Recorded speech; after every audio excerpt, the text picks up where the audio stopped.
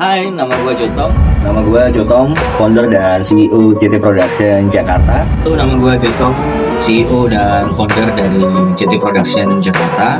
Nama gue Jotong. Halo guys, balik lagi bersama dengan gue Jotong. Nama Jotong, founder dan CEO JT Production Jakarta.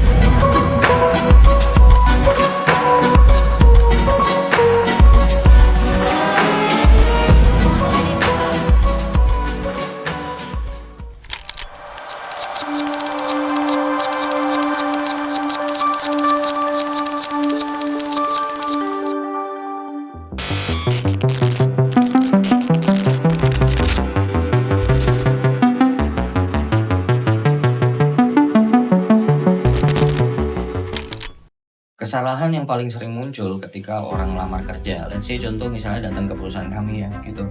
Rata-rata mereka yang pertama itu tidak mempelajari perusahaannya gitu. Jadi mungkin banyak pelamar-pelamar itu atau calon-calon pelamar itu yang mereka mungkin pakai aplikasi job gitu ya, Jobstreet atau Job ID atau apapun lah yang memang untuk apply gitu ya.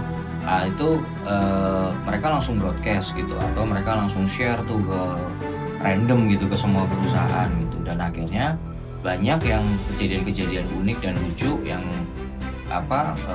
mereka sendiri pada saat datang tuh nggak tahu nih perusahaan bekerja atau bergerak di bidang apa gitu loh. Jadi nggak ngerti bidangnya apa, terus kemudian bahkan ada yang paling lucu lagi, mereka nggak tahu job desk mereka itu ngapain gitu, untuk ngapain gitu ada di perusahaan itu gitu. Kenapa? Karena itu tadi ya kurangnya persiapan gitu. Jadi beberapa hal yang sering terjadi itu yang pertama adalah mereka nggak tahu perusahaannya di bidang apa, jasanya apa atau servisnya apa gitu.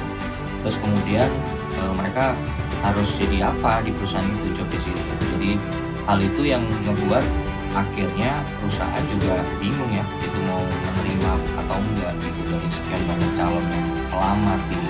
Ya spesial di perusahaan kita lah yang paling sering seperti itu kejadian.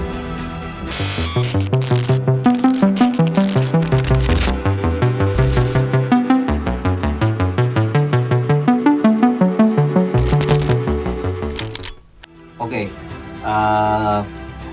kita bicara secara umum aja ya gitu, karena kalau dijabarin CV-nya detail itu panjang pasti. Saya bicara secara umum bahwa yang penting itu adalah yang pertama pasti tampilan gitu. Tampilan itu menjadi modal utama, sama seperti ketika teman-teman mau ngelamar, pasti good looking ya, itu menjadi syarat mutlak utama. Kenapa? Karena first impression itu menjadi sebuah nilai yang ngebuat teman-teman itu bisa jadi lebih unggul dibandingin kandidat-kandidat yang lain.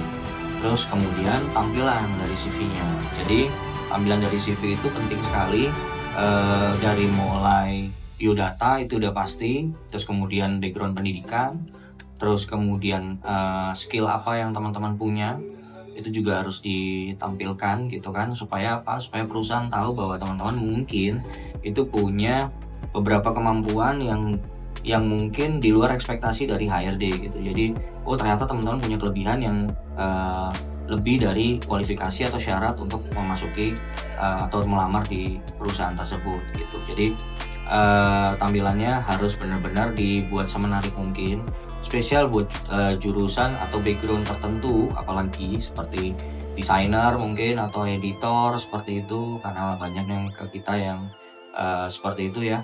Itu portofolio juga penting harus dibawa, kredensial atau portofolio karya yang teman-teman pernah development atau project-project yang teman-teman pernah kerjakan, itu juga harus dilampirkan di dalam CV supaya itu menjadi showreel atau bukti nyata bahwa teman-teman memang pernah bekerja di bidang yang diinginkan sama perusahaan dan memang memenuhi kualifikasi atau syarat yang ditentukan oleh perusahaan. Itu khusus untuk yang backgroundnya memang berhubungan dengan desain atau editing. Demikian pula dengan bidang-bidang yang lain yang memang itu merupakan professional skill gitu, yang memang orang-orang punya kemampuan khusus, itu harus disajikan atau ditampilkan dalam CV supaya mempercepat proses dari penerimaan teman-teman juga di perusahaan tersebut. Kurang lebih seperti itu.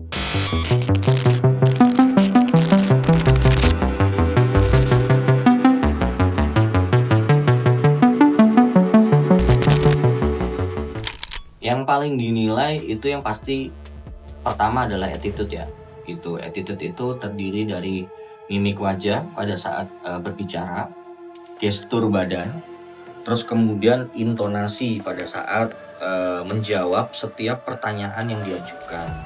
Artikulasi itu juga penting, artinya harus jelas bicaranya, terus lantang bicaranya, tegas bicaranya, karena dunia kerja pasti butuh orang yang bisa communication handling secara good, itu udah pasti gitu.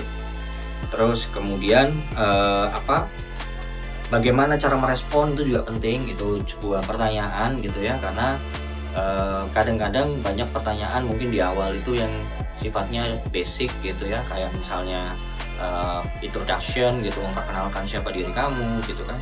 Terus kemudian muncul beberapa pertanyaan yang mungkin itu adalah munculnya dari CV yang kamu bawa itu. Jadi kamu akan di interview sesuai dengan CV yang kamu bawa. Terus kemudian juga ada beberapa mandatory interview yang memang dilakukan oleh HRD atau siapapun yang menginterview teman-teman di tempat calon kantor yang akan teman-teman apply. Itu juga mungkin akan mempertanyakan beberapa hal seputar job desk yang akan yang akan diberikan ke teman-teman gitu. Jadi teman-teman nguasain nggak job desk itu gitu, baik itu secara teori maupun secara prakteknya. Biasanya kurang lebih sih akan seputar itu, dan pastinya perusahaan juga akan bertanya, teman-teman tahu nggak ini perusahaan apa gitu. Kembali lagi gitu, kalau teman-teman nggak tahu perusahaannya, ya akhirnya mau panjang lebar juga itu juga jadi salah satu nilai gitu. Ya intinya buat teman-teman yang mau coba play, mulai untuk memperbaiki kalau memang ada sikap atau attitude-nya yang kurang baik gitu, sehingga itu bisa menjadi salah satu hal yang membuat teman-teman akhirnya diterima kerja di perusahaan yang memang teman-teman ingin tuju.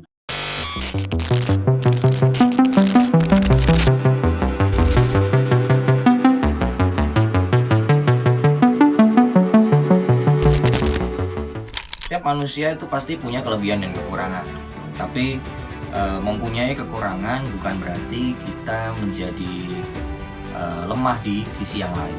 Jadi kalau memang kita punya satu kekurangan atau kelemahan yang membuat kita jadi kurang bisa maksimal, sebaiknya ada sisi kelebihan yang teman-teman juga ceritakan gitu.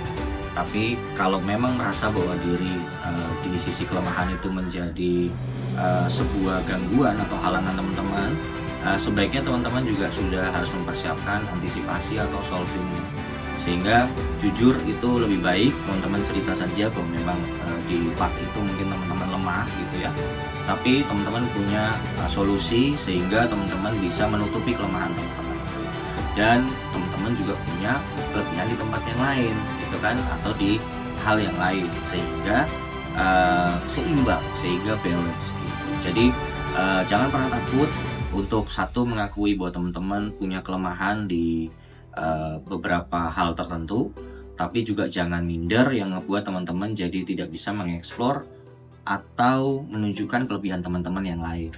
Terus yang terakhir, balance, bahwa teman-teman juga punya solving atau solusi untuk menutupi kelemahan teman-teman tersebut.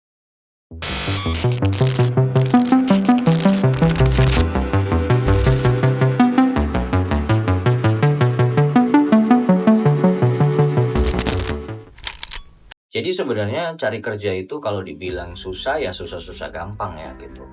Padahal ya benar, lowongan itu banyak ada di mana-mana gitu. Sebenarnya yang pertama itu gini, banyak orang yang merasa bahwa dirinya itu hanya cocok di bidang-bidang tertentu gitu, sehingga memaksakan untuk gue cuma mau kerja di bidang gue aja lah gitu, atau gue cuma mau idealis ya gitu, gue cuma mau kerja yang memang passion gue gitu. Kebanyakan tuh kayak gitu, padahal lowongan di luar tuh banyak banget gitu, tapi karena idealisme, karena merasa bahwa itu bukan passion gue gitu, akhirnya dia nggak mau ambil opportunity atau kesempatan yang ada di depan mata gitu.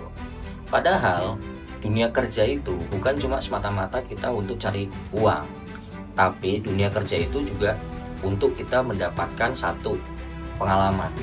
Terus kemudian untuk mendapatkan ilmu baru atau pengetahuan baru.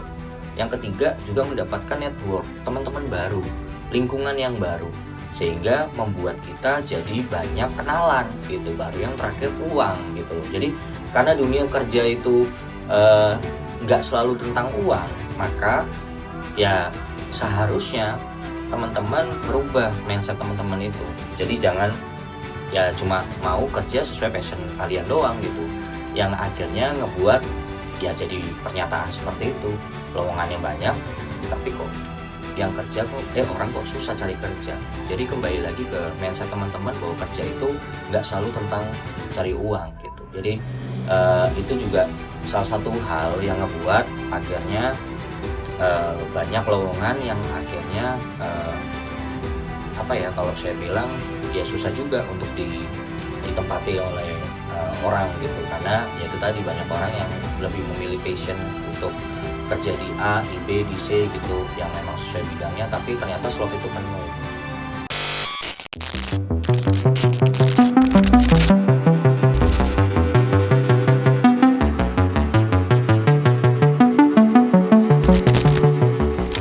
Yang pasti yang pertama latar belakang pendidikan itu tulis, terus skill-skill khusus teman-teman tulis.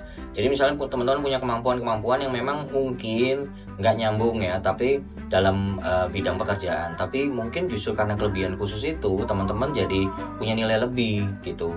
Umpama misalnya hobi gitu ya, yang hobinya itu terus akhirnya menjadi prestasi gitu, misalnya musik gitu ya, kesenian gitu, atau olahraga, bidang olahraga gitu, misalnya teman-teman juara futsal, misalnya basket, misalnya badminton. Nah itu menjadi salah satu value yang mungkin juga bisa dipertimbangkan sama perusahaan, karena memang ada beberapa perusahaan itu yang menerima atau rekrutmen karyawan itu nggak selalu karena bidang yang memang sesuai dengan job desk atau kebutuhan perusahaan. Kadang-kadang malah ada yang perusahaan-perusahaan yang menerima calon karyawannya itu justru karena punya kelebihan bidang khusus yang kadang-kadang bidang khusus itu malah bikin dia diterima gitu. Jadi itu tampilkan, tulis gitu. Jadi memang apapun kelebihan teman-teman, tulis itu dalam CV, karena itu bisa jadi modal atau bekal teman-teman bisa diterima di tempat yang akan kalian tuju.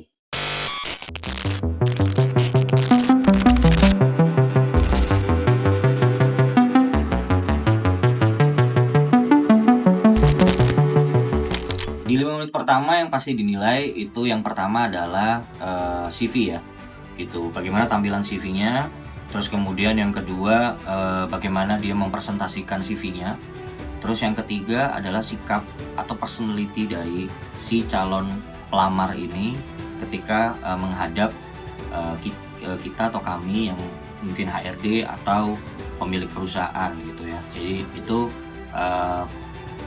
poin penting atau 5 menit yang sangat membuat apakah interview itu akan berjalan panjang atau enggak gitu. Kalau misalnya di 5 menit pertama itu tampilannya udah nggak menarik CV-nya, terus background di CV-nya juga kurang oke, terus dia pun tidak bisa mempresentasikan CV-nya dengan baik, terus ternyata nggak pumping gitu ya, artinya nggak pumping itu ditanya jawab selesai, ditanya jawab selesai gitu, tidak ada chit chat gitu antara si yang menginterview dan calon yang diinterview itu jadinya ya sudah, akhirnya yang menginterview akan bilang oke, terima kasih, nanti kamu akan kami panggil kembali jika memang diterima gitu.